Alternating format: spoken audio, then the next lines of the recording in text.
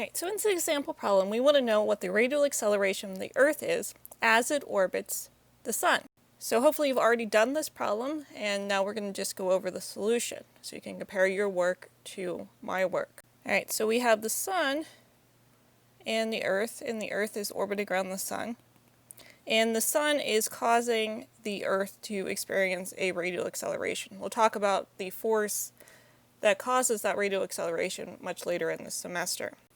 Alright, so we know how to calculate radial acceleration, so we're going to take the orbital velocity squared divided by the orbital radius. So it seems like we don't really have any information here. However, remember, linked in Blackboard is some constant tables, so we have information about the Earth and the Sun. So the first thing you'll need to look up is the orbital radius, which turns out to be 1.5 times 10 to the, 1, 2, 3, 4, 5, 6, 7, 8, 9, 10, 11 meters. So that gets us the orbital radius, or the denominator of our formula. But we need to know what the orbital velocity is. And we have a formula also given in this section where velocity equals 2 pi r over t. So for the r value, that is our 1.5 times 10 to 11 meters.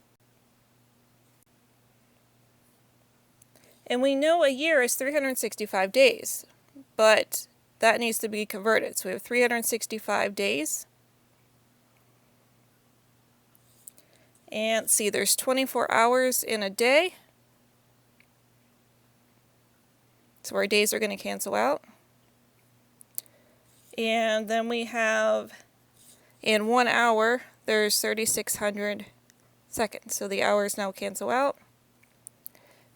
So if we take 2 pi times 1.5 times 10 to the 11 meters, and then divide by 365 times 24 times 3,600, we will get a velocity of 2.99 times 10 to the 4 meters per second. So we now all have the information we need to calculate the radial acceleration. So we're going to take our 2.99 times 10 to the 4 meters per second and square that quantity and divide it by the 1.5 times 10 to the 11 meters.